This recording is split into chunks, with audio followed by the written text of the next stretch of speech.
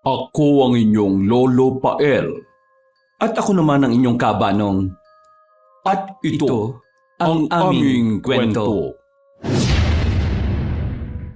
Pero bago tayo magsimula, kung maaari sana'y pindutin niyo muna ang subscribe button kung bago pa lang kayo sa channel nating ito.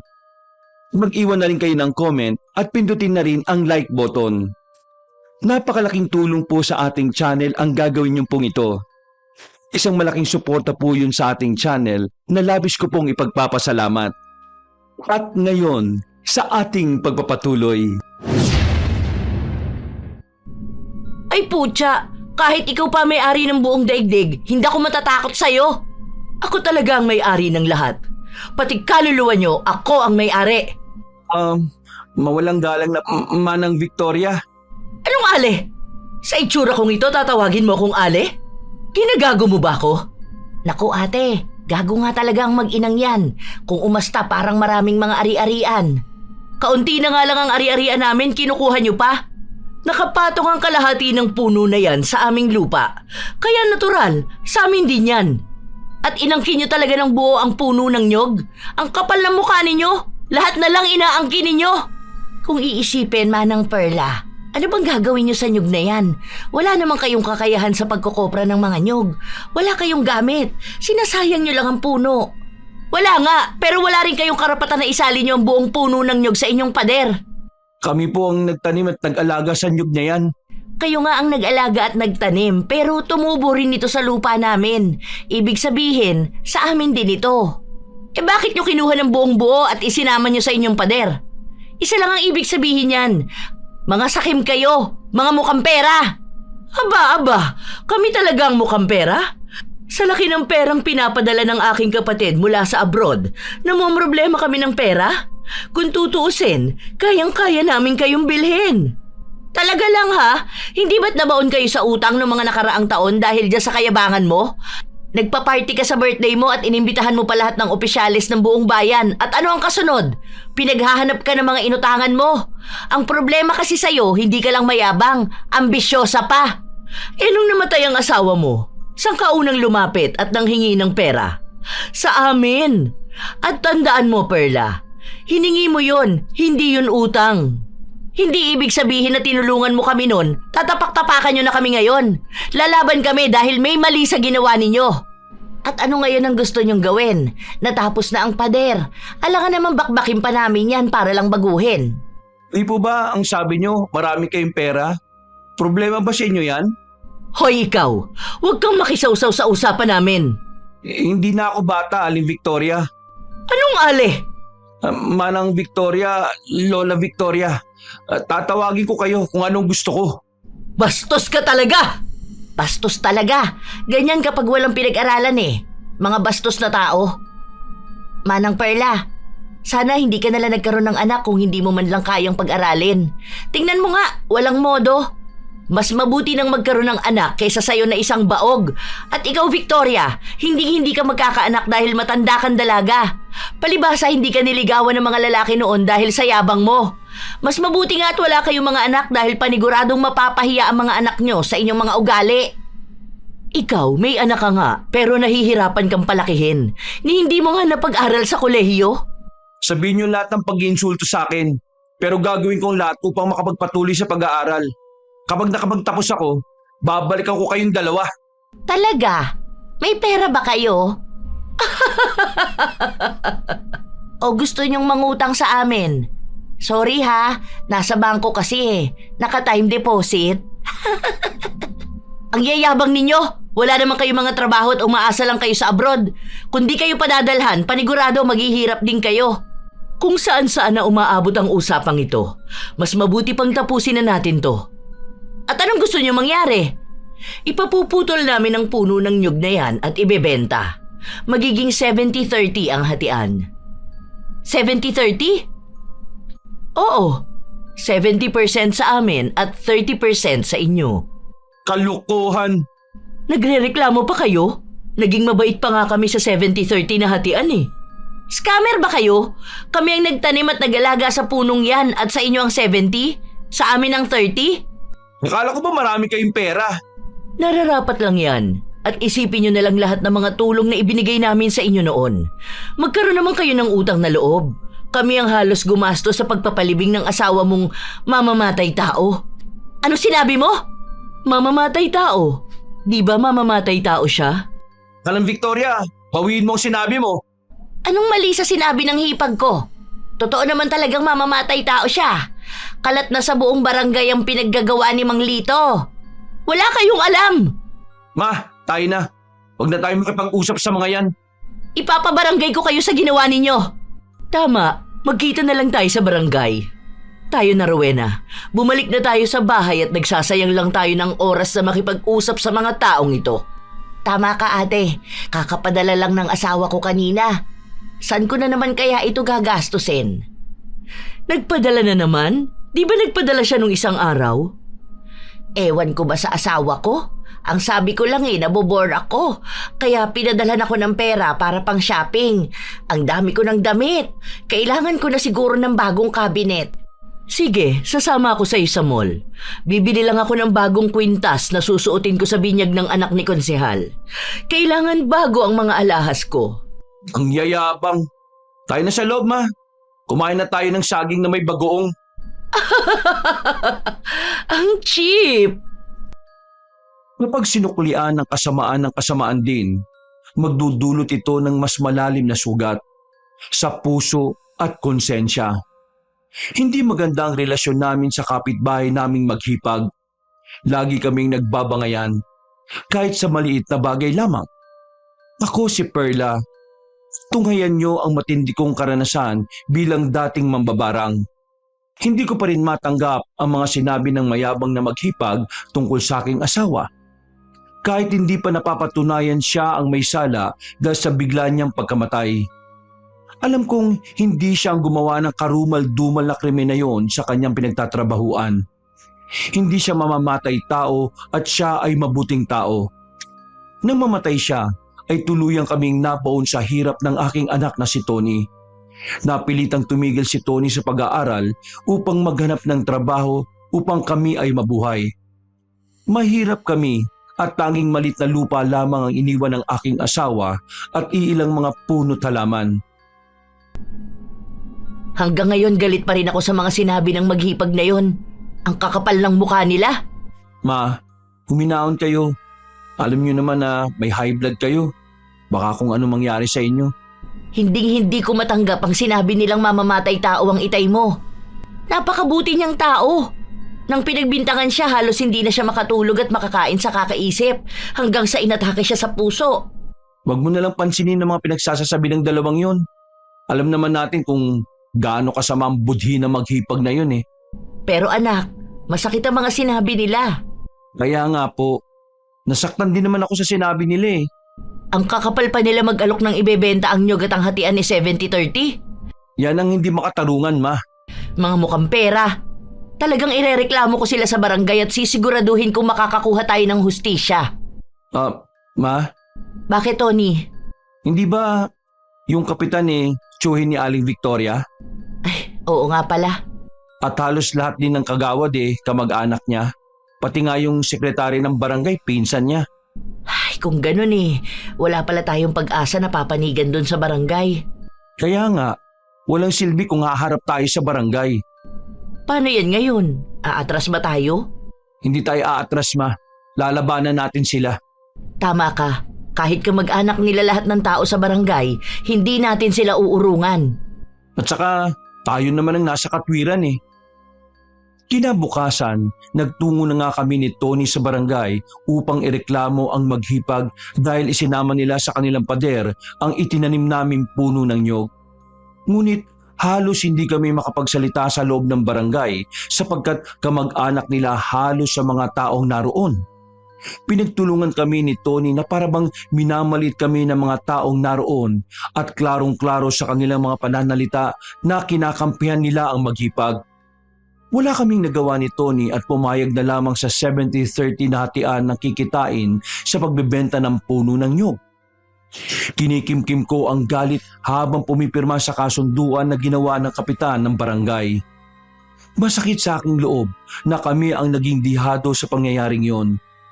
Kumukulo ang aking dugo habang nakikita ko ang mga mukha ng mga taong naroroon.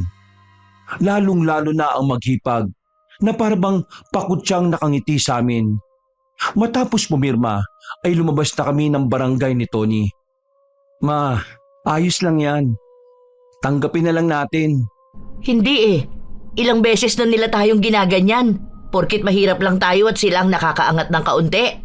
Wala naman na tayo magagawa eh. Masyadong malakas ang impluensya nila. Lalo na si Aling Victoria na parabang siya ang may-ari ng buong barangay eh. Ipinagyayabang niya mga kayamanan niya eh. Hindi naman niya yan madadala sa kamatayan niya. Anong kamatayan ang pinagsasasabi niyo dyan? Ipapapatay niyo ko? Kaya nilang gawin yan, ate. Tandaan mo, mamamatay tao ang pamilya nila. Nakuha niyo na ang gusto niyo pero hindi pa rin kayo tumitigil sa paninira sa amin. Yan ba ang merienda ninyong maghipag? Kami? Aba, bakit kami magsasayang ng oras sa inyo? Busy kami. May yoga session pa nga ako ngayon eh. Oo nga pala ate, naipadala na pala ng asawa ko yung pera. Mag-shopping tayo mamaya. Ngayong araw na ba? Sayang naman yung yoga session ko. Magpipickleball pa nga ako mamayang gabi pero kailangan ko nang bumili ng bagong damit. Ako nga rin pala. Kailangan ko pang bumili ng bagong kwintas. Sa susunod na araw na pala yung binyag. Ma, umalis na tayo rito. Bakit? Naiinggit ba kayo? Ayos lang naman mainggit sa amin. Huwag kayo mag-alala. Kapag naibenta na yung nyog, makukuha nyo agad ang parte ninyo. Dahil mukha naman kayong pera, kahit wag na. I-shopping nyo na lang yan. Sigurado ka ba, Manang Perla? May kakainin pa ba kayo? Nangiinsulto ba kayo? Ay, kanina pa. Ma, tayo na. Huwag na tayo makipag-usap sa mga yan. Hindi matino mga utak nila eh. Dahil sa nag-aapoy kong galit, bigla ko na lamang sinunggaban si Victoria at hinila ko ang kanyang buhok. Gulat na gulat silang lahat. Sinubukang umawat ng hipag niyang si Rowena, kaya hinila ko rin ang buhok nito. Agad naman akong pinigilan ni Tony at nagsilabasan din ng mga tao sa loob ng barangay upang pigilan ang mga pangyayari. Mamamatay tao ka talaga! Hayop ka, Perla! Katulad ka ng asawa mong mamamatay tao. Hindi pa kayo mamamatay sa pagsabunot kong yan. Bakit? Gusto niyo talagang mamatay? Tama na. Umuwi na tayo. Ang yayabang ninyong dalawa? Kapag namatay kayo, babalik din naman kayo sa lupa. Hindi niyo madadala ang pera sa inyong hukay.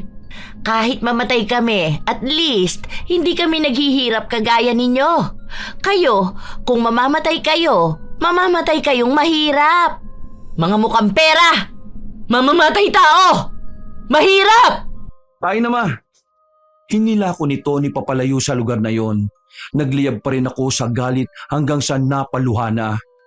Agad naman akong niyakap ng aking anak para pakalmahin. Hindi ko lang matanggap na may mga taong kayang ilukmok ang aming dignidad. Nang makauwi kami sa bahay, nahimasmasan ako. Pero hindi pa rin may alis sa aking puso ang mga ginawa ng maghipag. Ma, ano yung hawak-hawak nyo? Ito ba? Tingnan mo. Ha? Mga hibla ng buhok? Saan nyo yan nakuha? Kanino yung mga yan? Natatandaan mo sigurong hinila ko ang buhok ng maghipag na yun kanina.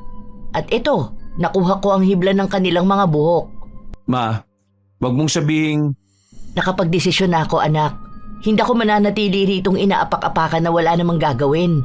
Kapag minamaliit ang pagkatao natin, hindi po pwedeng mananahimik na lamang. Hindi magtatanda ang mga yan kung hindi tayo lalaban. Pero matagal nyo na kinalimutan yan, di ba?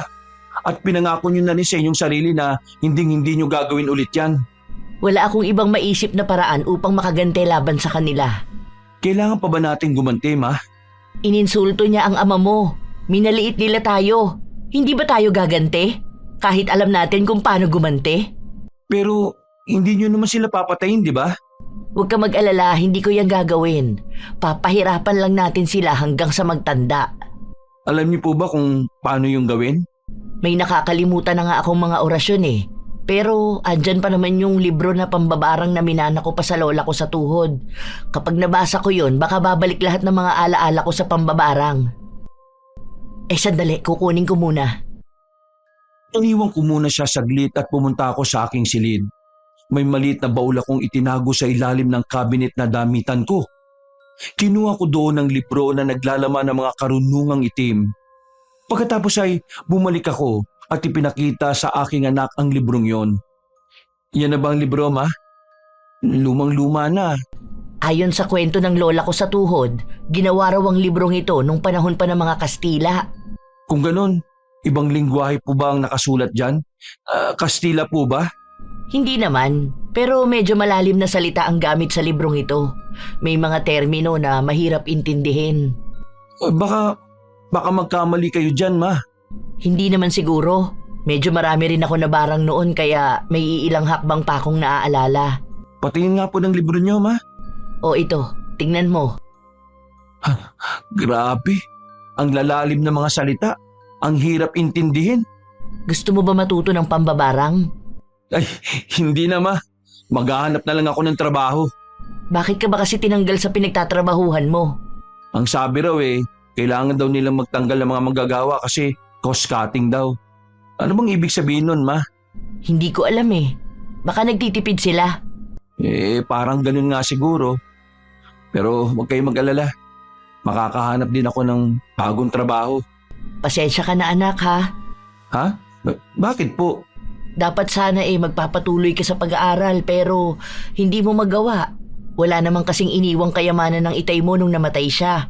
Tanging ang lupang ito lang. Ayos lang yun, Ma. Kapag nakaluwag-luwag tayo, babalik ako sa pag-aaral. Siguro, ibenta na lang natin ang lupang ito para makapag-aral ka. Kung ibebenta natin, saan tayo titira? Doon na lang tayo sa liblib na baryo. May lupang iniwan ng mga magulang ko ron. Kaya lang masyadong malayo at mahihirapan ka maghanap ng trabaho doon. At malayo rin sa paaralan. Ay, huwag kayong mag-alala, Ma. Gagawin ko lahat para maiahon ko lang kayo sa kahirapan. Maghahanap ako ng trabaho na pwede rin makapag-aral. Oo anak, aasahan ko yan. Ma, may tanong lang ako tungkol dito sa libro nyo. Ano yun? May mga nakasulat din ba rito kung paano magtanggal ng barang? Oo, lahat ng panggagamot ng barang nakasulat din dyan. Kung ganon, magaling din kayong magtanggal ng barang.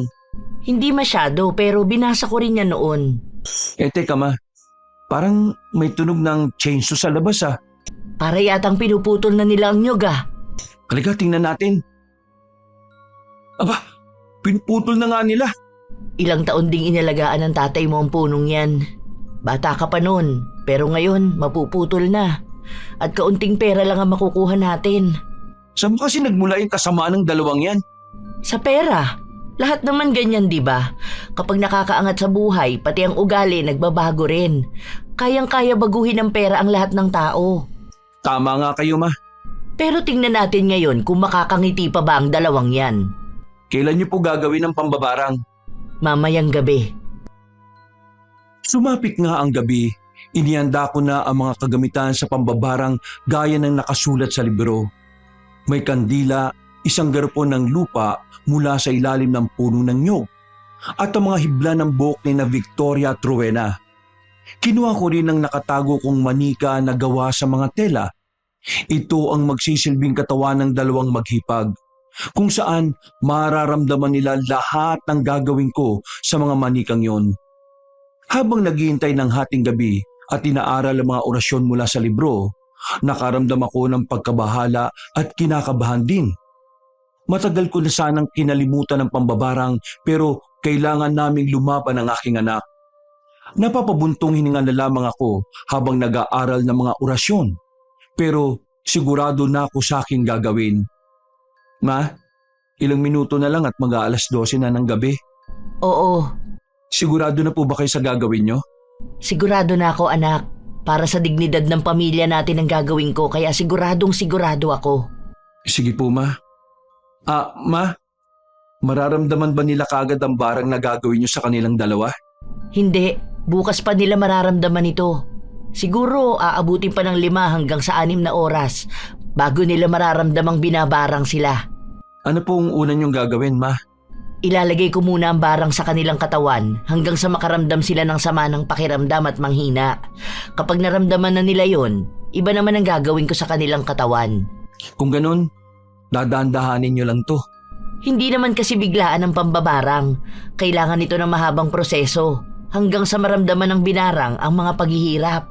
Nakakatakot naman pala talaga. Pero huli na ito. Wala na akong iba pang babarangin kundi ang dalawa lang na ito. Matapos dito kakalimutan ko na ang pambabarang. Ayan ma, 12:00 na ng gabi. Kunin mo muna ang posporo dun sa kusina at sisindihan ko na ang itim na kandilang ito. Opo ma. Nang makabalik si Tony ay inabot niya sa akin ang posporong kinuha. Sinindihan ko ang itim na kandila at inilagay ito sa harapan ng 2 manikang gawa sa tela. Huminga ako ng malalim at ipinikit ang aking mga mata. Sinimulan kong bigkasin ang orasyon na matagal ko nang hindi ginagamit. Habang nagpapatuloy ako, umihip ang malamig na hangin na dumadampi sa apoy ng kandila kaya't ito'y parang nagsasayaw. Alam kong nagsisimula na ang barang. Wala na itong atrasan pa. Ginagawa ko ito para may pagtanggol ang dignidad ng aming pamilya. Kinuha kong itim na kandila at pinatakan ko ng natutunaw na kandila ang 2 manika. Tanda ng pagpasok ng barang sa kanilang mga katawan. At natapos nga ang gabing yon ng pagbabalik ko sa gawaing ito. 5 hanggang 6 na oras. Magsisimula ng maramdaman ng maghipag ang barang na aking ginawa. Ma, nagluto ko na agahan. Kumain na po muna tayo. May bigas pa ba tayo? May natitira pa po. Ito yung ayuda na ibinigay mula sa gobyerno. At may pera pa akong natitira dyan. Kaya nakabili rin po ako ng tuyo. Ay, mamaya nga po pala. Pupunta ako dun sa bayan para maghanap ng trabaho. Sabi ng kaibigan ko, may naghahanap daw ng kargador dun sa may pantalan. Baka pwede ako dun. Sige anak. At saka may matatanggap din naman tayong pera ngayon mula sa maghipag na yun eh.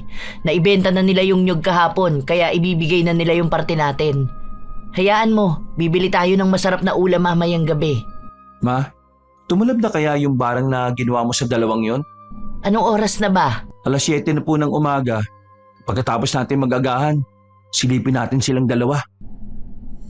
Hindi natin sisilipin, pupuntahan natin at sisingilin. At syempre, titingnan din natin kung ano mga nararamdaman nila ngayon. Kahit medyo masama pero nasasabik akong makita silang naghihirap eh. Bagay rin sa kanila yung magdusa. Ang sasama ng ugali nila eh. O sige, kumain na tayo at pupunta tayo sa kanila. Maya-maya pa, nang nasa harapan na sila ng bahay ng maghipag, "Tao po! Tao po!" Bakit parang ang tahimik naman ang bahay nila? Akala ko ba may mga katulong sila? Bakit parang wala yata? Alam mo namang nagyayabang ang mga yon kahit hindi totoo. Bakit kayo naririto? Ate, sino ba yan? Kaya aga-aga. Sino pa ba? E di ang kapitbahay nating magagaling. Anong nangyari sa inyo? Bakit para yatang nangihina kayo? At anong pakialam mo sa nangyayari sa amin? May maitutulong ba kayo? Ate, magpatawag na lang tayo ng doktor dito sa bahay. Ay wow! Talagang ang doktor ang ipapatawag nyo? At bakit? Kaya naming gawin yan. May family doctor kami at kapag may nararamdaman kaming sakit, agad silang nagtutungo rito. Palibhasa, umaasa lang kayo sa barangay center. Mabuti pa nga't papuntahin natin dito si Doc. Nananakit ang mga kasukasuan ko. Nahihilo nga ako at nasusuka. Tapos nakita ko pa ang pagmumukha ng mga to. Mas lalong lumala ang nararamdaman ko. Mga nagdadala ng malas. Ano bang sadya ninyo sa amin? Hindi maganda ang pakiramdam namin kaya sana umalis na kayo kung hindi naman importante. Naibenta nyo na ang puno ng nyug kahapon. Siguro naman may nakuha na kayong pera. Kaya nandito kami para kunin ang aming parte. Ay Diyos ko, inabala niyo talaga kami kahit na may mga sakit kami para lang sa pera? Ano pa bang aasahan natin sa kanila ate? Mga mukhang pera yan. Sino kaya nagdemand ng 70-30 na hatian? Hindi ba't kayo? Tapos, kami pa ngayon ang mukhang pera? Rowena, ibigay mo na nga ang pera nila at nang makaalis na sila. Masama ang pakiramdam natin, dagdag pa sila. O ito na ang parte ninyo sa punong yon. 90 pesos? Niloloko nyo ba kami? At anong nirereklamo nyo? Bakit 90 lang to? Naglolokohan lang yata tayo rito. So, pinagbibintangan nyo kaming manloloko? O bakit? Magkano bang kinita ng punong yun? Nabili yun ng 3,000. 3,000 pala eh. Bakit 90 pesos lang to? Mag-isip naman kayo. May binayaran pa kaming tao na nagputol ng puno. Nagbayad pa kami sa gasolina ng chainsaw. At pasnak sa mga taong yun. At saka yung delivery fee, ate. Tayo pa nagpa-deliver ng kahoy. Oo, tama. Kung tutuusin, sobra pa yung 90 pesos ninyo. Kabaliwan, kahit kailan hindi matino yung pag-iisip ninyo. At anong gagawin namin sa perang ito? Isang kainan lang namin to. Hindi man lang aabot ng isang araw. Hindi na namin problema kung mahirap kayo. Sana kami na lang ang nagbenta ng puno. At sana hindi na lang ako pumayag sa 70-30 na hatian. Walang hustisya ang pagtanim at pag-aalaga namin sa punong yon.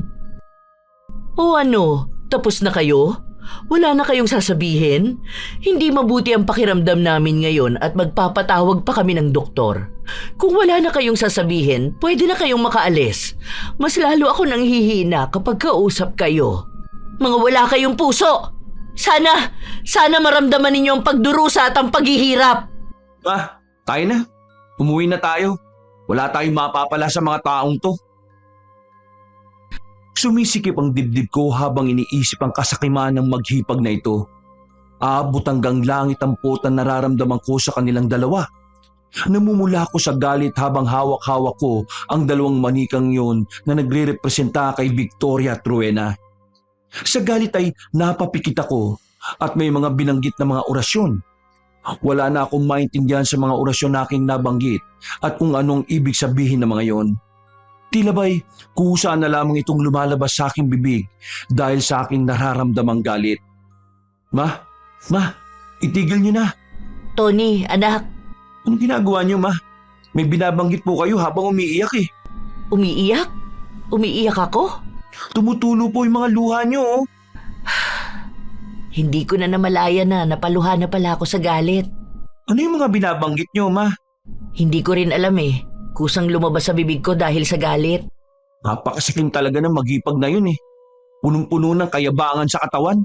Hindi pa sapat ang barang na ginawa ko. Mamayang gabi mga 12:00, patitindihin ko pa ang barang. Ma, maghinay-hinay po kayo at baka mapatay niyo po sila. Hindi ko yung gagawin, anak. Gusto ko lamang silang parusahan sa mga ginawa nilang pagmamaliit sa atin. Hindi tayo mamumuhay base sa kanilang pagbibintang. Hindi tayo mamamatay tao. Hindi natin gawain yun. Pero babarangin lang natin sila. Tama ka. Paano yan? Akala ko makakakain tayo ng masarap na ulam ngayong hapunan. Hindi pala. Pupunta ako sa bayan ngayon, ma. Maghanap ng trabaho at dadaan ako sa kainan ng kaklase ko dun. Makiki-extra ako saglit at baka makakuha ko ng pang-ulam natin mamaya. Damihan mo ha. Medyo mahaba-haba pa naman ang ritual na gagawin ko mamayang gabi para sa maghipag na yon. Nakakaasa ka, ma. Dadamihan ko. Sumapit ang gabi. May dalangang maraming ulam si Tony. Ito raw ay mga ulam na hindi na ibenta sa kainan. Ipinauwi na kaysa mapanis. Parang piyesta ang hapunan namin ni Tony sa dami ng ulam. Naubos namin ito lahat at busog na busog kami. Inaantok ako dahil sa kabusugan. Pero kailangan ko pang maghintay ng 12:00 para gawin ang pagpapaigting ng barang sa maghipag. Ma, naantok na ako. Busog na busog ako eh. Pwede ka naman ang matulog. Ako lang naman ang gagawa nitong barang eh. Gusto kong mapanood kung paano mo gagawin yung barang. Bakit? Gusto mo bang matuto ng pambabarang? Ayoko po, manunood lang ako. Mas mabuti nga na sa akin na maputol ang pambabarang na ito at para wala nang mambabarang sa pamilya natin. Yung mga kapatid niyo po, ma, hindi ba sila tinuruan ng barang? Hindi. Sa sobrang hirap ng buhay namin noon, nagsilayas na sila at hindi ko na alam kung nasan sila. Ako lang yung naiwan sa bahay kaya ako ang naturuan ng lola ko sa tuhod bago siya namatay. Mas mabuti nga kung maputol na yung pambabarang sa inyo, ma. Oo, huli na itong gagawin ko sa maghipag at tuturuan ko lang naman sila ng leksyon. Ma, sa sinabi niyong palalalain niyo yung barang sa maghipag, anong ibig niyong sabihin doon? At anong susunod na mangyayari sa kanila? May nabasa ko kanina dun sa libro, isang kakaibang paraan ng pambabarang. At ano naman po yun? Magkakaroon ng maliliit na butas ang kanilang katawan na parang pinya. Naiisip ko pa lang parang nandidiri na ako, ma. At mula sa mga maliliit na butas na yon, lalabas ang mga nana. Nana? Aagos ito na parang sipon. Ew, kadiri naman. Tingnan natin ang kayabangan ng dalawa kapag nararanasan na nila yon. Kahit mali, parang nananabik akong makita na mangyari sa kanila yan, ma. Siguro matapos dyan, ititigil ko na ang barang sa kanila. Tama na yon. Hindi niyo po ba sila papasukan ng mga patay na hayop o mga buhok gaya ng mga ginagawa niyo noon? Hindi na. Tama na yun sa kanila para lamang magtanda sila. Sumapit ang 12:00 na madaling araw. Nakatulog na nga si Tony. Hindi na siya nakapaghintay. Panonoorin niya sana ang gagawin kong pambabarang. Kinuha ko ang itim na kandila at sinindihan ito at pinataka ng natutunaw na kandila ang 2 manika. Habang binabanggit ko ang mga orasyon, dahan-dahan kong kinuha ang isang mahaba at manipis na karayom at itinusok-tusok ko sa buong katawan ng mga manikang yon habang binabanggit ang mga pangalan ni na Victoria at Rowena.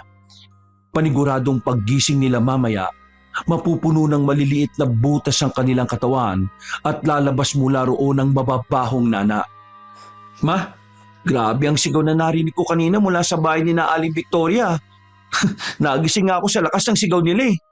Ibig sabihin, tumatalab na ang barang na ginawa ko kagabi. Kung ganun, may mga maliliit na butas na yung buong katawan nila at may lumalabas na rin ng mga nana. Parang gano'n na nga. Halika ma, Bakit? silipin natin na yung tsura nila. Paniguradong nagdurusa na yun sa barang nyo. Wag na, hayaan na natin sila. Pero gusto kong makita mga itsura nilang naghihirap eh. Sa susunod na mga araw din, tatanggalin ko na ang barang na ginawa ko. Kung ganun, ilang araw mo lang silang pahihirapan. Hindi naman ako ganun kasamang tao, Tony. At saka, natuto na ako sa mga pagkakamali ko noon. Hindi mabuti ang pambabarang at may balik ito sa akin. Kaya sapat na ang mga ilang araw lang ng pambabarang sa 2 yun. Sa bagay, tama rin naman po kayo. Gusto ko lang na magtanda ang maghipag. Dumaan ng 2 araw kabanong. Minsan ay nasisilip naming marami ang nagtutungo sa bahay ni na Victoria at Rowena. Minsan lumalabas si Rowena at nakita namin ang kanyang katawan na punong-puno ng maliliit na butas at may tumutulo pang nana mula rito. Malalim na ang kanyang mga mata at mukhang nahihirapan na nga sa barang na aking ginawa at hindi na nakakatulog ng maayos. Sa mga nasaksihan ko'y sapat na ang mga pagiganti kong yon at nagdesisyon na akong tanggalin na ang ginawa kong pambabarang. Kakalimutan ko na rin ang gawaing ito. Pero bigla na lang dumating sina Victoria at Rowena na kahit nanghihina ay umuusok sa galit at may kasama pa silang mga tanod ng barangay. Hinalugog nila ang buong bahay namin hanggang sa makita nga nila ang aking mga kagamitan sa pambabarang. Ang kandilang itim, ang mahaba at manipis na karayom, at ang 2 manika na gawa sa tela. Sinasabi ko na nga ba? Mambabarang! Ang daming tusok ng karayom ang mga manikang ito. Ito ba ang ginagamit ninyo sa pambabarang sa amin? Kaya nagkaroon ng mga maliliit na butas ang aming katawan? Wala kayong karapatan na basta na lamang pumasok sa bahay namin. At wala rin kayong karapatan na barangin kami. Umami na kayo. Kitang-kita ang mga ebidensya ng pambabarang ninyo sa amin. Kaya pala nung sinabi ng albularyo kung meron ba kaming nakaaway, kayo agad ang pumasok sa isip namin. At totoo nga kayo ang bumarang sa amin. Rowena, sunugin mo na ang mga manikang yan at nang mawala na ang barang. Oo, ate. Ayan, nasusunog na ang kademonyohang ginawa ninyo. Humanda kayong 2 at paghihigantihan namin kayo. Doble-dobleng paghihiganti ang gagawin namin. Ipagkakalat namin sa buong bayan na kayong mag-ina ay may lahing demonyo. Hindi lang kayo pamilya ng mamamatay tao. Pamilya kayo ng mga demonyo. Kapag kumalat na ang balitang ito, tingnan natin kung may mukha pa kayong ipakikita sa lugar na ito. At ikaw, Tony, makakahanap ka kaya ng trabaho kapag nalaman ng buong bayan ang tungkol sa inyo? Hindi na. Magugutom na kayo habang buhay. Sisiguraduhin namin na maghihirap kayo habang buhay dahil sa ginawa ninyo sa amin. Tikman ninyo ang ganti ng isang binarang. Mayamang binarang. Ate Victoria, mawawala na ba ang mga butas-butas na to sa katawan natin? Oo, mawawala na yan dahil sinunog na natin ang mga manikang yun. Dahil sa ginawa ng mag-inang yan, hindi na ako makakadalo sa binyag ng anak ni konsehal. Nakakahiya rin lumabas ng bahay. Buisit kasi itong mga demonyong to eh. Tayo na at baka kung ano pang kademonyohan ang gawin ng mag-inang yan sa atin. Mga barangay tanod, maraming salamat din sa pagsama ninyo sa amin ha. At ngayon, alam nyo na totoo ang mga sinabi naming binarang kami ng mag-inang yan. Tayo na, umalis na tayo sa bahay na to at baka barangin tayo ulit. Paniguradong hindi na tayo bubuhayin ng mga yan. Mahal pa rin naman namin ang mga buhay namin, ano? Anong gagawin natin ngayon? Hindi na tayo dapat pang manatili sa lugar na ito. Saan tayo pupunta? Ibebenta na natin ang lupang ito. Doon na lang tayo titira sa lupa ng mga magulang ko. Di po ba sabi nyo, malayo sa bayan yon? Mahirap makapaghanap ng trabaho dun at malayo rin sa mga paaralan. Kung mananatili tayo rito, sa tingin mo, makakahanap ka kaya ng trabaho? Sa mga nangyari ngayon, paniguradong kakalat na ang tungkol sa ginawa natin. Anong gagawin natin ngayon? Medyo malaki-laki ang kikitain natin sa pagbebenta nitong lupa. Sapat na siguro yun para mabuhay tayo sa lugar na yon. Ang perang makukuha natin ay gagamitin natin sa pagsasaka. Magtatanim tayo ng mga pananim na pwedeng ibenta. Yun na lang ang gagawin natin. Paano ng pag-aaral ko, Ma? Gagawa natin yan ng paraan kapag nando na tayo. Ang importante ngayon, kailangan na nating makaalis at makalayo sa lugar na ito. Ngayon na po ba? Ngayon na, magsimula ka na mag-impake dyan. Wala tayong pamasahe. May kaunti ako na itagong pera. Gagamitin natin yon bilang pamasahe. Basta kailangan na nating makaalis dito. Nababahala ako sa pwedeng mangyari sa atin. Sige po, Ma. Nagmamadali kaming nag-impake ni Tony at dumiretso na sa pier upang sumakay ng barko papalayo sa bayan na yon. Inabot kami ng 2 araw sa biyahe bago kami nakarating sa lumang bahay namin. Maliit na bahay lamang ito. Napapalibutan na ng mga damo at marami na ring mga sira. Kahit tumutulo ang bubong, walang kuryente at marumi, doon kami nanatili ni Tony. Kaunti lang ang dala kong pera at hindi to sapat para ipaayos ang bahay na yon. Ma, kaya ba natin matulog dito ngayong gabi? Wala tayong magagawa. Wala tayong ibang matutuluyan. Sa dami ng damong tumutubo, para yatang may ahas dito eh. Huwag kang mag-alala. Bukas na bukas, ikokontak ko yung kamag-anak natin na nasa abroad. Gusto niya raw bilhin yung lupa natin doon. Kapag naibenta ko na, maaayos natin tong bahay. Hindi na kaya tayo masusundan ng maghipag na yon? Malayo na tayo sa kanila at walang nakakaalam kung saan tayo nagpunta. Paniguradong hindi na nila tayo masusundan. Marami silang pera. Baka gagawin nila lahat para mahanap lang tayo.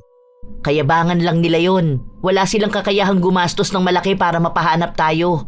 Sana nga, hindi nila tayo mahanap dito eh. Sana nga.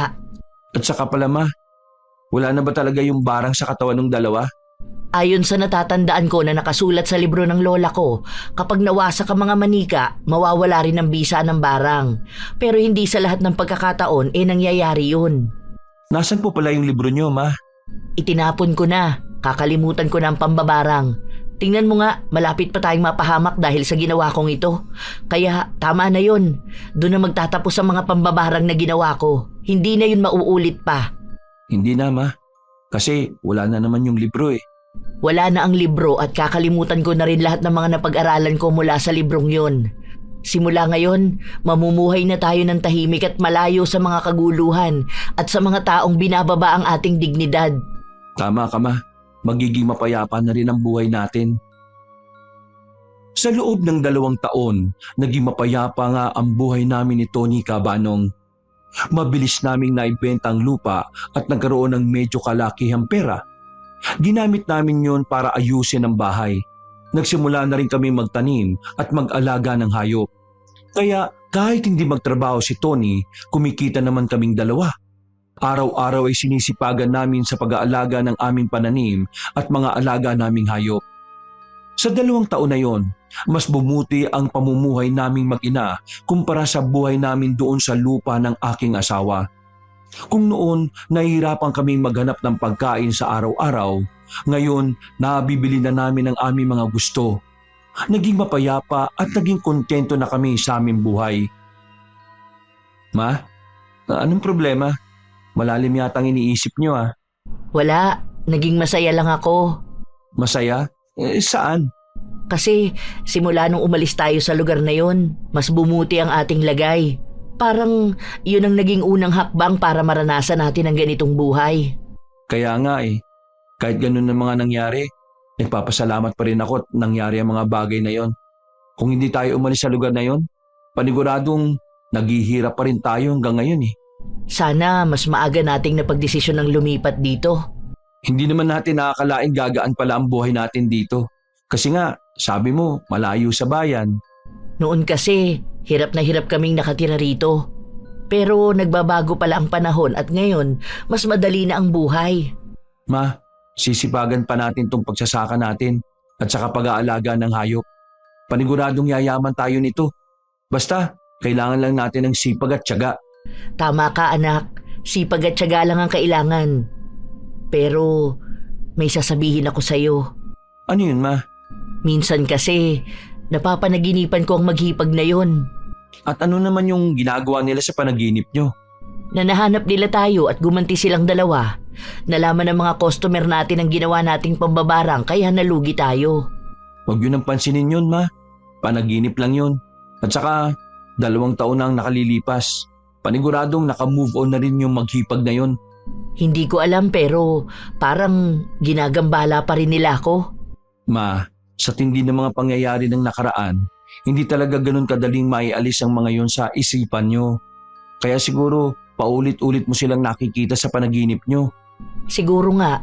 At saka, hindi naman ganun kalala ang ginawa kong barang sa kanila Di ba sinabi nyo noon, tama lang ang mangyari sa kanila yon para magtanda sila sa lahat ng mga kasamaang ginawa nila sa atin? Inapakan pa nila yung ating dignidad.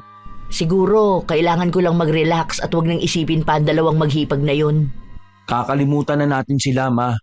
Kalimutan nating nakilala natin sila. Isa yun sa mga madidilim na bahagi ng buhay natin at kakalimutan dapat natin yun. Tama ka anak, kakalimutan natin sila. O Ma, pupunta muna ako sa palengke Ngayon daw magbabayad si Mr. Cruz Hindi pa ba natin kayang bumili ng truck o kahit anong sasakyan? Medyo malaki-laki kasi ang ibinabayad natin sa pagrerenta. Siguro po sa mga susunod na buwan, pwede na po tayong bumili ng sasakyan. Maghahanap ako ng segunda mano para madali na tayo makakapunta ng palengke at makakapag-deliver na rin tayo nang hindi na nagre-renta. Salamat anak. Salamat din, Ma. Salamat dahil masipag ka. Para naman sa atin tong ginagawa ko, Ma O sige ho, aalis na po muna ako Iingat kayo dito. Nagdaan nga ang 1 buwan, nakabili kami ng segunda manong sasakyan na maaari naming gamitin sa paghatid ng aming mga produkto sa merkado. Simula noon, mas dumoble pa ang kita namin dahil nakatipid kami sa transportasyon. Naging madali at magaan ang buhay namin sa aming paglipat. Pero hindi pa rin talaga matanggal sa aking isipan ang maghipag na yon. Hanggang isang araw, umuwi si Tony na parang nanghihina at hindi raw niya maintindihan ang kanyang nararamdaman. Anong problema anak? Ewan ko, Ma. Para yatang lalagnatin ako. Ang lakas ng ulan kanina. Nabasa ka ba ng ulan? Hindi naman, pero matapos ng ulan, parang ang sama-sama ng pakiramdam ko. Uminom ka na lang ng gamot at baka lumipas din yan. At magpahinga ka rin, halos hindi ka na nagpapahinga Marami kasing dapat tapusin Siguro, kailangan na nating mag-hire ng iba pang trabahador. Hindi naman, kaya ko naman. Tingnan mo nga, nagkakasakit ka na. Habang lumalaki ang negosyo natin, mas lumalaki rin ang kakailanganing trabaho. Mas maganda kung magdadagdag tayo ng trabahador. Pag-isipan ko po, Ma. Pero parang wala ako sa sarili ko ngayon para mag-isip. Parang may kung anong hindi ko maipaliwanag Uminom ka na ng gamot at magpahinga ka. Sige po, Ma. Matapos uminom ng gamot ni Tony, dumiretso na siya sa kwarto upang magpahinga. Nagluto naman ako ng paborito niyang ulam nang bumuti ang kanyang pakiramdam. Paboritong-paborito niya ang sinigang na niluluto ko. Kapag natikman niya ito'y paniguradong bubuti ang kanyang pakiramdam. Ngunit habang nagluluto ako ay biglang lumabas si Tony sa kanyang kwarto at biglang nagsusuka ng maraming tubig. Tony anak, ayos ka lang ba? Ma, parang ang dami ng tubig sa tiyan ko. Ang bigat-bigat ng pakiramdam ko. Marami ka bang nainom na tubig? Wala naman po. Ay, naku Diyos ko! Pumunta na tayo ng ospital. Nagtungo kami sa ospital at pinainom ng gamot si Tony at hindi na siya nagsuka ng tubig. Ngunit masama pa rin ang kanyang pakiramdam. Lumabas na rin lahat ng test ng kanyang katawan at wala namang natagpuan na kakaiba at nasa maayos na kalagayan daw siya. Umuwi kami ng bahay at habang tinitingnan ko siya ay namumutla siya at nanghihina. Ayon sa doktor, kailangan lang daw niyang magpahinga ng ilang araw at bubuti na rin ang kanyang pakiramdam. Lumipas ang 3 araw. Nagising ako sa malakas na sigaw ni Tony. Nagmamadali akong pumasok sa kwarto niya at nagulat ako sa aking nakita. Ma! Anong nangyayari sa katawan ko? Diyos ko! May mga maliliit na butas! Ma, may lumalabas sa mga uod sa mga butas na to at may mga nanari na tumutulo. Anong nangyayari, ma? Binabarang ba ako? Masama ito. Ma, may bumabarang ba sa akin? Ano tong nangyayari sa katawan ko? Ganito rin yung nangyayari sa maghipag na yun oh. Bakit nangyayari ito sa akin? Sinong may gawa nito sa'yo, anak? Ma, sagutin mo ko. May bumarang ba sa akin? Oo, anak. Gawa to ng isang mambabarang. Sino may gawa nito sa akin? Siguro, ang maghipag na yun. Hindi kaya nahanap na tayo na maghipag na yon at silang may gawa nito sa akin? Paano nila tayo nahanap? Baka matagal na nila tayong pinaghahanap at nang mahanap nila tayo ay ginawa na nila ito sa akin. Ma, paano na to ngayon? Itinapon ko na ang libro. Hindi ko alam kung mahahanap ko pa ba yun. At anong gagawin natin ngayon? Makikipagkita akong muli sa maghipag na yun. Gusto ko silang makausap. Kung makikipagkita ka sa kanila, sigurado ka bang hihinto sila sa pambabarang sa akin? Hindi ako sigurado pero susubukan ko. At hahanapin ko rin muli ang librong yun. Baka makita ko pa ulit. Sigurado ako nakasulat sa libro kung paano tanggalin ang ganyang barang. Hindi ko lang kasi maalala ang pamamaraan eh. Basta anak, gagawin ko ang lahat ng makakaya ko. Mawala lang ang barang sa katawan mo. Sige po ma, mag-iingat po kayo doon. Habang nasa biyahe, inalala ko ang aking mga nabasa tungkol sa kung paano lunasan ang barang. Hindi kasi ako sigurado kung mahahanap ko pa uli ang libro ng lola ko. Pero susubukan ko pa rin kausapin ang maghipag upang ipatigil ang barang sa aking anak. Isang araw akong nagbiyahe pabalik sa bayan na yon. Nang makarating akong muli, wala na ang bahay namin. At imposible na ring mahanap ko pa ang libro na yon. Nakatanong naman ako sa bahay na maghipag. Bumabalik sa aking alaala ang mga pangaapi ng dalawa. Huminga na lang ako ng malalim at nagtungo sa bahay na yon upang makiusap. Ngunit nabigla ako sa aking mga nalaman. Nay, nakauwi na pala kayo. Ang sama pa rin ang pakiramdam ko eh. Anak, Bakit parang balisa kayo, Nay? Hindi niyo po ba napilit yung maghipag na tanggalin ang barang na to sa katawan ko? hindi ko alam na hahantong pala sa ganito ang lahat. Bakit po? Hindi ko po kayo maintindihan. Patay na ang maghipag. Ho? Sigurado kayo? Patay na sila? Patay na sila. Nang magtungo ako sa kanilang bahay, iba na ang nakatira. At Ano po? 2 taon na silang patay. Ang ganun? Oo, tama yung mga iniisip mo. Akala ko ba nawala na yung barang nung sinunog nila yung 2 manika? Di ba natatanggal ang barang kapag nasira ang manika? Nakasulat dun sa libro yun. Ayon sa mga narinig ko, hindi raw natanggal ang barang. Nagpatuloy raw ito at mas lalo pang lumala ang sitwasyon ng dalawa. Hanggang lumipas ang 6 na buwan na paghihirap nila, binawian din sila ng buhay. Ano nangyari yun? Natatandaan ko noon na parang nawala ako sa sarili ko at may mga orasyon akong binanggit habang hawak-hawak ang 2 manika. Anong orasyon yun, ma? Hindi ko maalala. Bigla na lang kasing lumabas sa bibig ko ang mga orasyong yon dahil sa galit na nararamdaman ko. Yung kayang dahilan at hindi natanggal yung barang sa kanila kahit nasunog na yung mga manika? Sa tingin ko, yun nga. Diyos ko, Hindi ko intensyon na makapatay. Hindi ko ginusto ang pagkamatay nilang dalawa. Kung hindi lang sana sila sumugod sa atin, tatanggalin mo na sana yung barang, di ba ma? Oo anak, tama ka. Nung gabing yun, tatanggalin ko na sana ang barang. Pero sinugod nila tayo at sinunog nila ang manika. At sa pag-aakalang wala na ang barang, itinapon ko na rin ang librong yun. Hindi ko naisip na yung mga orasyong binanggit ko pala, magpapapanatili ng barang sa kanilang katawan. Kaya pala napapaniginipan niyo sila. Oo, yun nga ang rason na parang ang bigat ng pakiramdam ko kapag napapanaginipan ko sila. Dahil patay na pala sila. Pero hindi ko alam na ganun ang mangyayari.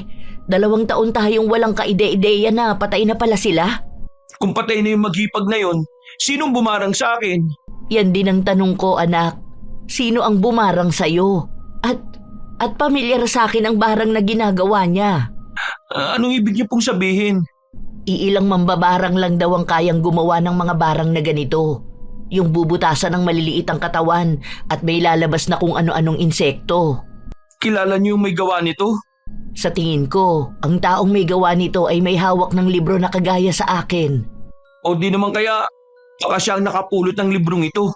Pero ang tanong, sino ang may gawa nito sa'yo? Hindi ko po alam ma.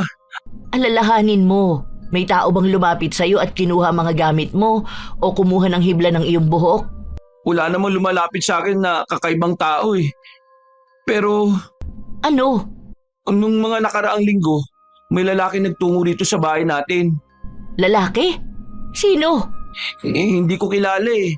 Pero parang kay dad nyo yata o mas matanda sa inyo ng ilang taon. Nagtatanong lang siya ng direksyon at humingi ng tubig. At pinapasok mo? Oo po me. Naiwan ko nga po siya sa loob ng saglit dahil may tumawag sa akin. Baka may nakuha siyang pwedeng gamitin sa pambabarang sa akin. Siguradong yun ang bumarang sa'yo. Pero mukha naman po siyang mabait. Hindi tayo dapat magtiwala sa kahit kanino. Kailangan natin siyang mahanap. Paniguradong may libro siyang hawak-hawak. Kailangan makuha natin ang librong yon upang matanggal ang barang sa iyong katawan. Masyado kong nangihina para hanapin siya ma. Ako ang maghahanap sa kanya. Pero paano? Hindi niyo naman nakita yung itsura niya. Ayon sa mga sabi-sabi ng mga matatandang mambabarang noon, kapag ang tao ay binarang mo, babalik-balikan mo ito para tignan kung matagumpay ba ang pambabarang na ginawa mo. Ang ibig niyo pong sabihin, babalik ang lalaking to sa atin? Oo, babalik siya rito para tignan kung epektibo ba ang pambabarang na kanyang ginawa. Ang gagawin na lang natin ngayon, kailangan hindi ka lumabas ng bahay at para mapilitan siyang lumapit at sumilip mismo sa bahay natin. Ay, sige po ma. Magbabantay ako mula sa loob. Siguradong sa mga susunod na mga araw, babalik siya rito. Yun na lang ang tanging paraan upang makita ang taong bumarang kay Tony. Hindi naman talaga ako sigurado kung babalik pa ang lalaking yon, ngunit kakapit na lang ako sa ganitong idea dahil wala rin naman akong ibang maisip na paraan para matulungan ang nahihirapan kong anak. Lumipas ang isang araw, may lalaking ang sumilip sa aming bahay. Dali-dali akong lumabas at nagtama ang aming paningin. Napatigil ako habang nakatingin sa kanya. Kilala ko siya. Bigla na lang itong tumakbo at hahabulin ko sana. Pero napakabilis niyang tumakbo kaya hindi ko na nasundan. Nakita ko na ang lalaking yon, anak. Sigurado po kayo ma? Bigla na lang kasi siyang tumakbo nang makita niya ako eh. Kaya siguradong sigurado ako na yon ang salarin sa pambabarang. Nakita niyo po ba yung mukha niya? Oo, kitang-kita ko. Kung ganon, madali niyo na lang siyang mahahanap. Kilala ko ang lalaking yon. Kilala niyo po? Sino naman? Sino yung lalaking yun? Matagal na panahon ko na siyang hindi nakikita. Pero sigurado akong siya yon. Sige nga po ma, sabihin niyo sa akin, anong rason kung bakit niya ako binarang ng ganito? Siya si Eman. Siya ang asawa ni Rowena at ang kapatid ni Victoria. Di po ba nasa abroad siya? Oo, siya ang ipinagyayabang ng maghipag na yon na nagtatrabaho sa abroad at kumikita ng malaki. Kung ganun, umuwi siya para pagigantihan tayo ma. Oo anak, parang gano'n na nga. Pero paano siya natutong mambarang? Siya kaya ang nakapulot sa libro ma? Paano naman kaya napunta sa kanya ang libro? At saka mahirap aralin ang mga salitang nakasulat doon. Baka may kakilala siyang mambabarang na kaya rin gawin ang mga ginagawa niyong pambabarang. Kailangan ko siyang mahanap at kailangan mawala na ang barang sa katawan mo. Habang lumilipas ang araw, nagiging delikado rin ang buhay mo. Mas lalo nga bumigat ang pakiramdam ko, ma eh. At minsan, tumutulo na naman ulit yung mga nana mula sa mga butas na to. Kailangang makita ko siya bago ka pa sumukan ng kung ano-ano. Ma, kung lumapit na lang kaya tayo sa albularyo para magamot ako. Matatanggal nga ng albularyo ang barang, pero pwedeng ulitin ni Emma ng pambabarang na ginawa niya sa'yo. Mas delikado kung paulit-ulit kanyang babarangin. Baka sa pag-ulit niya ay mamatay ka na. Hindi ako papayag na mangyari yon. Kailangan ko siyang mahanap at tanggalin ang barang na to sa iyong katawan. Saan niyo naman po siya hahanapin? Kahit saan, lilibutin ko ang buong bayan para mahanap ko lang siya. Paniguradong hindi pa siya nakakalayo. Nandito lang siya sa malapit at magmamasdang ka pa niya habang binibiktima ka ng kanyang barang. Kung gusto niyang ipagiganti ang kanyang asawa at kapatid, bakit ako lang ang biniktima niya ng barang? Sa tingin mo, ikaw lang ang babarangin niya? Baka naghihintay lang siyang may mangyaring masama sa'yo at paniguradong ako ang isusunod niya. Pero akong inuna niya. Hindi ko alam kung anong gusto niyang gawin. Basta, kailangan ko lang siyang mahanap at matigil na ang pambabarang na ginagawa niya sa'yo.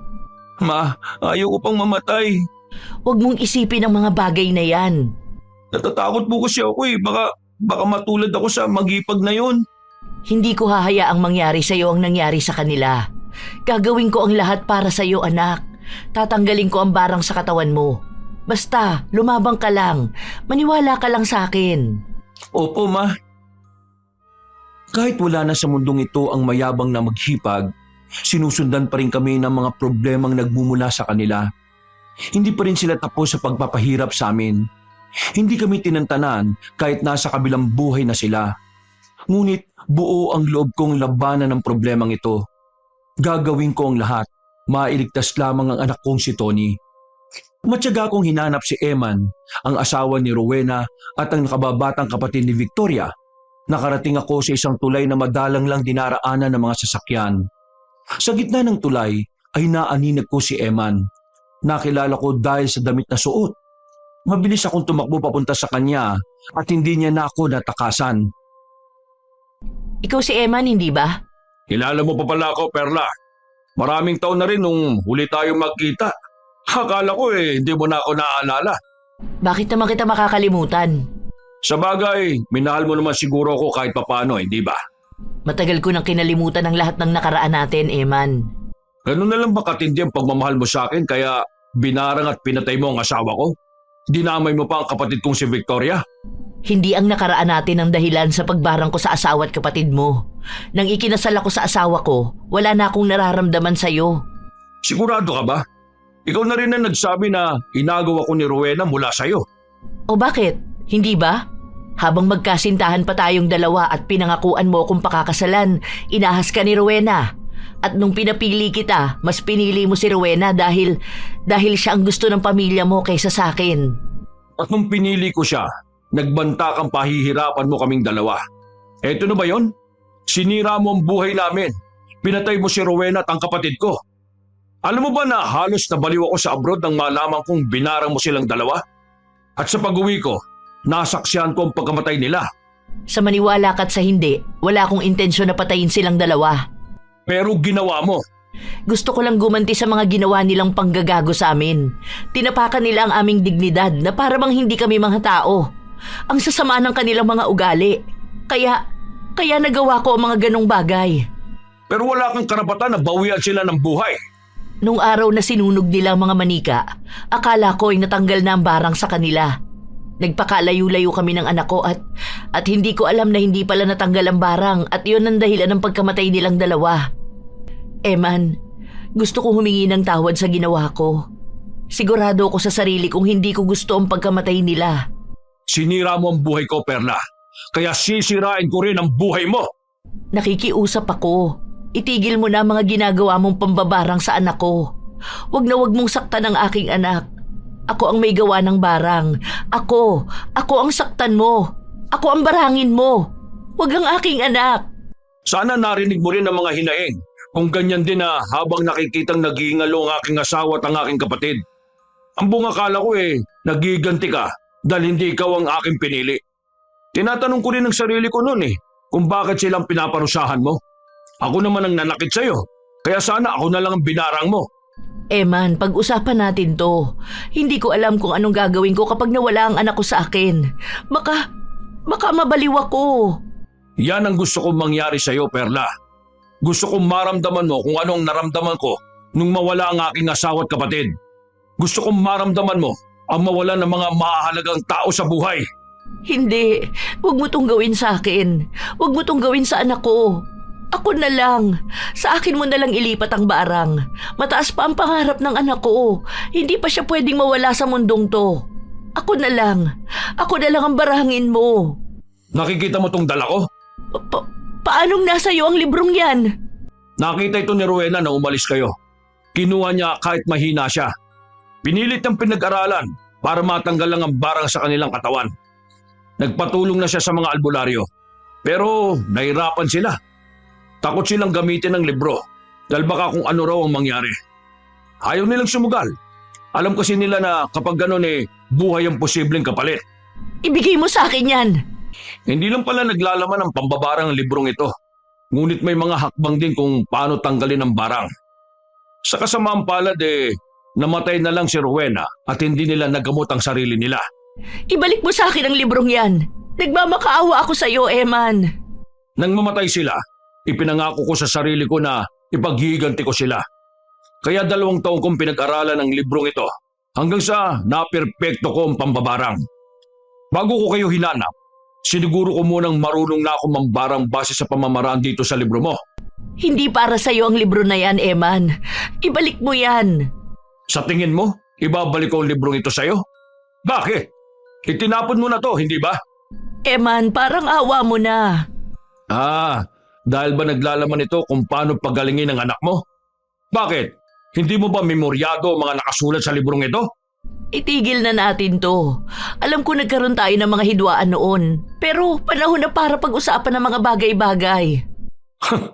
Ano ba bang pag-uusapan natin? Hindi mo na may babalik ang buhay ng aking asawa at kapatid. Hindi na ito madadaan pa sa usapan. Pero huwag mong idamay ang anak ko. Dinamay mo rin ang kapatid kong si Victoria. Dahil yun sa kanilang ugali. Kung alam mo lang kung anong pinagagawa ng dalawang yun sa aming mag-ina. Wala na ako sa katinuan, Perla. Hindi ko na matukoy kung ano ang tama at mali. Basta, ang alam ko lang ay maghiganti sa'yo. Anong ginagawa mo? Ano yung binubuhos mo sa libro? Gasolina. Hindi, huwag mo sunugin yan. Itigil mo yan, Eman. Huwag mong gawin yan. At tingnan mo rin tong hawak ko. Ang manikang ginamit ko sa pambabarang sa iyong anak. Itigil mo yan, Eman. Tingnan mo kung paano ko ito sunugin sa iyong harapan. Eman, parang awa mo na. Hindi. Pagmasdan mo, Perla. Nasusunog na ang mga bagay na tanging makakapagligtas sa anak mo. Wala ka nang magagawa pa ngayon. Mamamatay na siya. Mababaliw ka rin katulad ko. Hindi. Patas na tayo ngayon, Perla. Mawawala na ng tuluyan ang mahal mo sa buhay. At ako, alam mo kung anong mangyayari sa akin? Anong gagawin mo? Susunod ako sa asawa at sa ate ko. Tapos ko na silang pagigantihan at nangako kung susunod ako sa kanila. Ngumiti ng nakakatakot si Eman habang nagliliyab sa kanyang harapan ng libro at ang manikang ginamit niya sa pambabarang kay Tony. Umiyak ako at takot na takot sa maaaring mangyari sa anak ko. Ngunit bigla na lamang tumalon si Eman sa tulay. Gulat na gulat ako sa kanyang ginawa. Dali-dali akong tumingin sa baba ng tulay at kitang-kita ko ang duguan niyang ulo na tumama sa isang malaking bato sa ilog. Nanginig ako sa aking nakita. Napaatras at umiiyak. Nilapitan ko ang nagliliyab na libro at manika, ngunit imposibleng makuha ko pa'y tumuli. Sa mga nangyari, kinabahan ako sa aking anak, kaya nagmadali akong umuwi at nakita kong nanghihina na siya at nahihirapan ng makabangon sa kanyang kama. Tony, anak! Ma, nakita niyo po ba yung lalaki? Oo, nakita ko siya. Gagaling na po ba ako sa barang nito, ma? Sinunog niya ang libro ko, pati ang manikang ginamit niya. Bigla siyang tumalon sa tulay at At wala na siya. Kung ganun, pwede nyo na akong dalhin sa albularyo. Magagamutan nila ako doon at hindi na maulit ang barang dahil wala na siya. Hindi ko alam, pero susubukan kong daling ka sa mga albularyo. Nilibot namin ang buong bayan at nilapitan lahat ng mga albularyo. Ngunit isa lang ang sinasabi nila. May mga orasyon daw na malalakas ang binabanggit sa pambabarang at mahihirapan daw silang tanggalin ang barang na yon. Lalo pat namatay na ang gumawa ng barang. Lumapit din kami sa mga mambabarang. Ngunit binanggit lang nila na meron daw isang libro na naglalaman ng pambabarang at nakasulat daw doon kung papaano malulunasan ang klase ng barang na nasa katawan ng aking anak. Alam ko kung anong libro ang ibig nilang sabihin. Ngunit nasunog na ito. At wala nang iba pang paraan para gumaling ang aking anak. Parang nasusuka ako. Anak, Tony, Diyos ko, mga patay na ipis. Nagsusuka ka na ngayon ng patay na ipis. Ama, parang ang bigat-bigat ng tiyan ko. Parang may mga lamang hindi ko maintindihan. Tulungan mo ako, ma. Anak ko, ay Diyos ko, paano ba to? Ma, nahihirapan na po akong huminga. Hindi ko na po maintindihan ang mga nararamdaman ko. Hindi ko na rin alam kung anong gagawin ko. Ma, mamamatay na ba ako? Hindi, huwag mong sabihin yan. Hindi ko matatanggap. Maghahanap ako ng ibang paraan, anak. Paano po, ma? Ano pong gagawin niyo? Hindi ko alam. Hindi ko alam, anak. Kasalanan ko to lahat eh. Kasalanan ko to. Ma, Kung may mangyari mang masama sa'yo, kasalanan ko ang lahat. ma, huminaon po kayo. Kung hindi ko lang sana tinuloy ang pambabarang na ginawa ko sa maghipag na yun, hindi sana mangyayari ang mga ganitong bagay. Kasalanan ko to. Huwag mong isipin yan, ma. Ito na ang karma sa mga ginawa kong pambabarang noon. Kung ikaw pala ang magiging kapalit ng lahat ng yun, sana hindi ko na lang tinanggap ang librong yun mula sa lola ko. Sana hindi ko na lang inaral ang pambabarang. Sana noon pa lang sinunog ko na ang librong yun. Ma, Hindi ko mapapatawad ang sarili ko kapag may mangyaring masama sa'yo, anak. Tama ang sinabi ni Eman sa akin. Mababaliw rin ako kapag nawala ka sa akin. ma, hindi ba sinabi mo sa akin na nabasa mo sa librong yun kung paano tanggalin ang mga barang? Oo, pero wala akong matandaan. Ma, pilitin nyo. Pero sa librong yun, may mga salita na paulit-ulit na isinulat sa libro. Anong mga salita yun, ma? Ayon sa libro, ang barang na tumama sa dugong tumagas, may pag-asang lunas. Anong ibig sabihin nun, ma? Paulit-ulit na nakasulat yun sa libro. Lahat daw ng barang ay malulunasan kapag yan daw ang ginawa. Pero hindi ko maintindihan eh.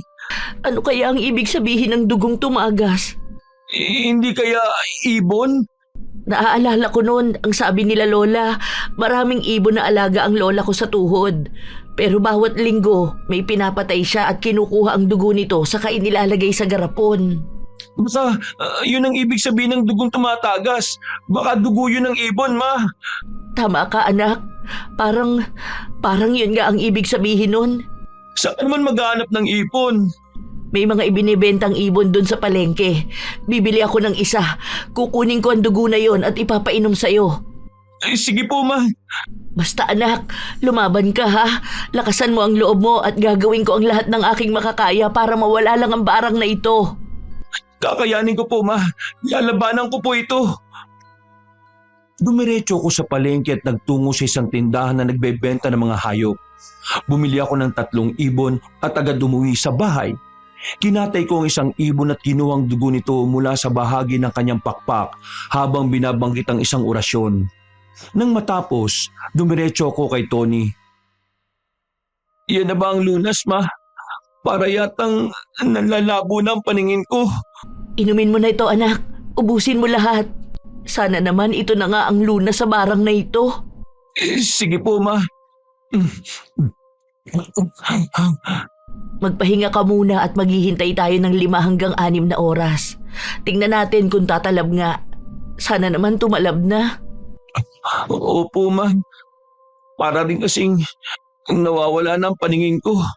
Lumaban ka, anak. Labanan mo ito. Opo, ma. Lumipas ang 6 na oras, ngunit hindi pa rin bumubuti ang kalagayan ni Tony. Mas dumarami pa ang mga nana na tumutulo mula sa mga maliliit na butas ng kanyang katawan. Putlang-putla na siya at habang inahawakan ko siya ay animoy isa na siyang bangkay na malamig. Nanginginig na ako, takot na takot sa pwedeng mangyari sa kanya. Sa mga oras na yon, hindi ko na alam kung ano ang gagawin ko. Ma, pagod na ako lumaban. Anak, huwag mong sabihin yan. Halos hindi ko na maigalaw ang kamay at mga paa ko. Wala na akong lakas para lumaban. Hindi pwede. At nahihirapan na rin akong idilat ang mga mata ko. Hindi, labanan mo to, anak. Ginagawa ko lahat ng aking makakaya para lang gumaling ka. Ang kailangan mo lang gawin ay ang lumaban. Hindi yata tumatalab yung lunas na pinainom niyo sa akin, ma.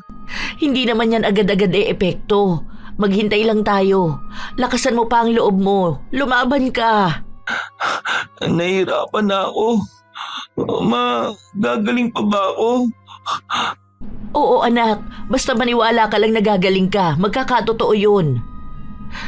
Hindi ko matatanggap kapag may nangyaring masama sa kanya. Pinagsisisihan ko na lahat ng mga ginawa ko. Alam kong malaki ang pagkakasala ko. Nang dahil sa karunungang itim na pinag-aralan ko, parang bumabalik sa akin ang mga ginawa kong mali. Nagsisisi na ako. Pagalingin niyo lang ang anak ko, parang awa niyo na. Pagalingin niyo siya, Diyos ko. Pinagsisisihan ko na lahat. Kaya pagalingin niyo po siya. Dahil nakakaramdam ng antok ang anak ko, hinayaan ko muna siyang magpahinga. Ilang araw din ang lumipas ng pag-aalaga ko sa kanya at nakita kong may nagbabago na sa kalagayan niya. Ma? Anak? Tony, anak? May kailangan ka ba? Ma, anong nangyari? Anong nararamdaman mo ngayon? Ayos ka na ba? Hindi ko alam pero nagagalaw ko na po yung kamay at mga paa ko. Gumagaling ka na ba? Siguro po, ma. Ay, salamat sa Diyos. Kung gumagaling na ako, ma, ibig sabihin nito mabisa yung ginawa niyong panlunas. Sana nga tuluyan ka ng gumaling. Magpahinga ka muna at pagmamasdan muna natin kung epektibo ba ang ginawa ko. Opo, ma. Nagdaan pa ang mga araw at unti-unti nang bumalik ang sigla ni Tony. Naghihilom na rin ang mga maliliit na butas sa kanyang katawan. Tuluyan na siyang gumaling mula sa barang pagkaraan ng ilang buwan. Nakakabalik na rin siya sa pag-aasikaso ng aming mga pananim at mga alagang hayop. Isang araw, isinama ko siya at nagtungo kami kung saan nakalibing ang maghipag. Ma, bakit po tayo bumalik dito? Gusto ko lang humingi ng kapatawaran sa ginawa ko sa kanila. Akala ko ba kakalimutan na natin ang maghipag na ito? Hindi ko kakayaning kalimutan ang dalawang ito. Tandaan mo, Tony, ako ang dahilan ng pagkamatay nila. Pero sa mga nangyari sa akin, pinagbayaran na natin yun at pinagsisihan mo na ang mga ginawa mo. Gusto ko lang ng formal na paghingi ng kapatawaran. Victoria, Rowena, humihingi ako ng tawad sa mga ginawa ko. Alam ng Diyos na wala sa aking puso ang intensyon na may mangyaring masama sa inyo. Sana, kung nasaan man kayo ngayon, mapatawad ninyo ko. Aling Victoria, Aling Rowena, hihingi na rin po ako ng tawad sa inyo. Kung nagkasundo lang tayo ng mga panahong magkapit-bahay pa tayo, hindi na sana tayo hahantong pa sa ganitong pangyayari. Pero may dahilan ng lahat ng mga nangyari at tinatanggap ko rin ang mga pagkakamaling nagawa ko. Hindi kailanman solusyon ang paggamit ng kasamaan upang paghigantihan ng isang kasamaan din. Tama po kayo, ma. Simula ngayon, mabubuhay na tayo ng marangal. At may dignidad. Tama. Sandali lang, Nay. Tingnan mo yung katabi nilang nakalibing, oh. Eman, hindi ba ito yung bumarang sa akin? Oo, siya nga anak. Hindi ko lang masyadong maalala dahil sa barang noon pero naikwento niyo sa akin na parang nagpakamatay siya. Nagpakamatay ba siya, ma? Hindi mo nga talaga maaalala. Noong binarang kasi ako, hindi ko na alam kung anong totoo at ano ang hindi eh. Para kasing nagsimula na ako makakita ng mga kung ano-ano. Pero tama ka, nagpakamatay nga siya. Nang mamatay ang asawa niyang si Rowena at ang kapatid niyang si Victoria, nawala na siya sa katinuan. Nang binarang kanya at sinunog ang libro, tumalon siya sa tulay. Kung ganon, hindi niya kinaya ang mga nangyari sa kanya. Kaya nga napakabigat pa rin itong dinadala ko. Sa isipan ko'y hindi lang ang maghipag ang pinatay ko kundi maging si Eman. Sa tingin ko'y ako rin ang dahilan ng kanyang pagkamatay. Kaya pinagsisisihan ko kung bakit natutunan ko ang pambabarang. Yun ang pagkakamali sa buhay ko. Ma, kung tutuusin, biktima tayong lahat. Walang dapat sisihin. Mabigat din ang nararamdaman ko dahil... Dahil ano? Ngayon ko lang ito sasabihin sa'yo, anak. Makinig ka. Ano po yun? Bago ko nakilalang itay mo, si Emma ang kasintahan ko. Totoo po ba? Oo, ikakasal na dapat kami noon, ngunit naramdaman kong ayaw ng pamilya niya sa akin. Pinagtaksilan niya ako at nagpaakit siya kay Rowena. Nung pinapipili ko siya kung sino sa amin ni Rowena, mas pinili niya ang babaeng yon kaysa sa akin. Kaya pala may mga ganong hidwaan na kayo ni Aling Rowena noong paman. Oo, kaya mainit na ang dugo namin sa isa't isa. Buti naman at hindi niyo po sila binarang. Babarangin ko na sana sila pero nakilala ko ang itay mo at nahulog ang loob ko sa kanya at nakalimutan ko na ang pagmamahal ko kay Eman. Lalo pat nag-abroad siya. Kaya pala. Pero tapos na ang lahat. Ibabaon na lang natin sila sa nakaraan. Pero ang mga aral na nakuha natin mula rito ay hindi natin kakalimutan. Tama po kayo, ma. Ma, tayo na. May aasikasuhin pa ako sa merkado. Oo, umalis na tayo. Mabigat man sa dibdib ang mga nangyari sa maghipag at kay Eman, pero pinagsisisihan ko na ang aking mga ginawang kamalian, Kabanong. Kahit nadala ko sa bugso ng galit, hindi pa rin mabuti ang aking ginawa. Nailigtas ko man si Tony, pero ang bigat ng konsensya sa aking dibdib ay daladala ko pa rin. Nanatili ito habang buhay. Upang maibsan ang dinadala kong konsensya, bumili ako ng maraming mga ibon at pararamihin ko ito gaya ng ginawa ng aking lola sa tuhod noon. Nay, ang dami niyo naman pong biniling ibon. Anong gagawin niyo dyan? Pararamihin ko sila. Mas mabuti pang mga baboy at manok na nangangalagaan natin na ibebenta pa natin ito sa merkado. Gusto ko kasing maibsan ang dinadala ko, anak. Ano pong dinadala? Sa pagtulog ko, hindi ko pa rin maialis sa mga nangyari sa maghipag at kay Eman. Nay, wag mo na kasing sisihin ang sarili mo. Sinabi ko naman sa iyo na biktima rin tayong lahat dito. Pilit kong sinasabi yan sa sarili ko pero hindi ko pa rin matanggap na wala lang akong gagawin sa bigat ng mga kasalanang ginawa ko. At ano naman ang gagawin nyo? Manggagamot ako. Manggagamot? Gagamutin ko lahat ng mga naging biktima ng barang. Libre ko tong ibibigay sa kanila. Sa ganitong paraan, maiibsan ang bigat na aking nararamdaman. Pero wala nang libro. Paano kayo manggagamot? Ang barang na tumama, sa dugo ng pakpak, sa bibig iniluwa. Di ba yan ang paulit-ulit na nakasulat dun sa libro? Hanggat alam ko pa ang mga salitang yan, kaya kong pagalingin ang mga naging biktima ng pambabarang. Sigurado po ba kayo sa gagawin nyo? Oo, Tony. Sigurado na ako. Ilalaan ko ang buong buhay ko sa panggagamot ng mga biktima ng barang. Kung noon, ako ang dahilan ng paghihirap ng mga tao, ngayon, ako na ang magtatanggal ng paghihirap na yun. Kung dyan po kayo masaya, di susuportahan kita, ma. Maraming salamat, anak. Pagbubutihin ko ang pagpapagaling ng mga taong biktima ng barang. At pagbubutihan ko rin ang pagninegosyo. Pero sigurado po ba kayong hindi kayo magpapabayad? Ang mahal-mahal nga ng singil ng mga albularyo ngayon eh. Hindi na. Iisipin ko na lang na ito na yung kabayaran ng mga ginawa ko noon. Nagsimula na akong manggamot ng mga taong naging biktima ng barang. Ibubuhos ko ang lahat ng aking kakayahan sa pagtanggal ng mga kasamaan sa mundong ito. Natutunan ko sa aking sarili na ang kakayahan kong ito na minsang nanakit ay maaari rin palang magpagaling. At habang may mga taong gumagaling sa aking harapan, unti-unti ring mababawasan ang bigat ng aking konsensya. Hindi man mabura ang mga kasalanan ko noon, sisikapin kong balansehin ang lahat. Hanggang sa huli kong hininga. Wakas,